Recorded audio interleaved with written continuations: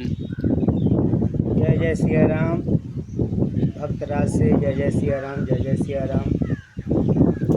एक महत्वपूर्ण बात आप लोग को बता रहे हैं और जो नारी जाति को बता रहे हैं उनके लिए बहुत फलदायक बात है जो उन्हें समझना चाहिए। और जब ब्रह्मा जी ने सृष्टि रचे थे तो सबसे प्रथम नर नारी में मनु और शत्रुपा को रचा था। तो शत्रुपा को बोला थे कि तुम मनु का हमेशा संग देना और उनका दुख सुख में साथ रहना। और मनु को कहे थे कि सदा इनका रक्षा करना, हर चीज़ से रक्षा करना। लेकिन इस कलयुग में ऐसा कोई उपाय नहीं हो रहा है, बल्कि एक दूसरा का गरमेल से ही दुनिया बिगड़ रहा है। एक दूसरे के घर फूट रहा है, एक दूसरे में तालमेल नहीं है, पति पत्नी में कोई रिश्ता नहीं है, तलाक बन जाता है। क्यों ऐसा हो रहा है? सो नहीं, माता और बहनों के लिए अति फलदायक बात है जो अगर आप समझती है तो समझने का कोशिश कीजिए और इन्हें निभाने का कोशिश कीजिए। ये कोई बनावटी बात नहीं है, जो हकीकती बात है। और जैसे आप देखे होंगे कि शरीर तो दिए ब्रह्मा जी, लेकिन उसमें आत्मा है श्री नारायण का, लक्ष्मी जी का। आप देखते होंगे कि नारायण जी यानी कि विष्णु भगवान जब अपना क्षीर सागर में बैठे होते हैं तो माता लक्ष्मी उनका चरणों में बैठे रहती है और उनका चरण हमेशा दबाती रहती है।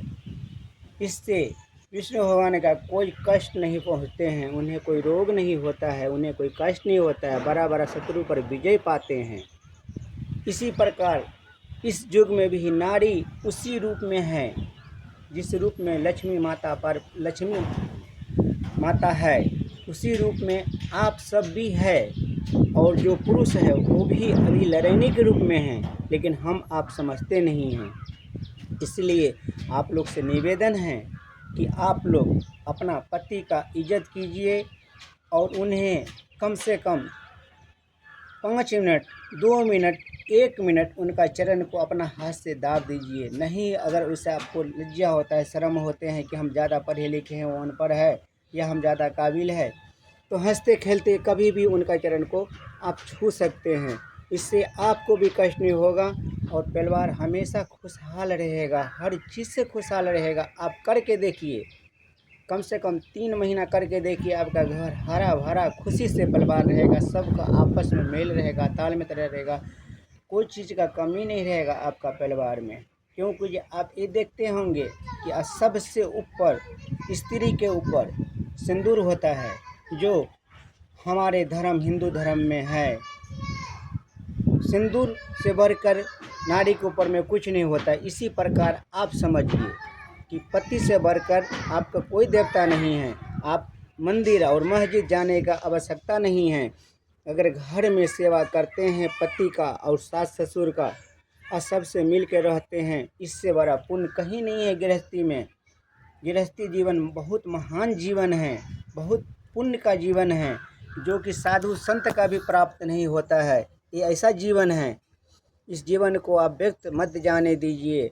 माताओं, अगर अच्छा लगे तो इस वीडियो को शेयर कीजिएगा, लाइक कीजिएगा और कमेंट कीजिएगा। और क्या कहें, और एक बात बता दे रहा हूँ, जब आपका सास ससुर जब आपको लेने के लिए जाता है तो आप देखते होंगे अपना पुत्री होता है तो किसी न किसी गर्भ से अवतार होता है, लेकिन आपको देख के सुन के लाता है कि मेरा बहू कितना अच्छा है, देखने में है, संस्कारी है। लेकिन एक समय ऐसे आते आते घर में विवाद हो जाता है। आखिर क्यों? छोटा छोटा बात के लिए झगड़ा झांटी नहीं करना चाहिए, विवाद नहीं करना चाहिए। उसको आपस में तालमेल मित्रा मिलाकर उन्हें शांति बना के रखना चाहिए, क्योंकि आप भी एक समय सास ससुर बन सकते हैं। उन्हें कष्ट न होना चाहिए। ये मेरा आग्रह है और सदा रहेगा। धन्यवाद।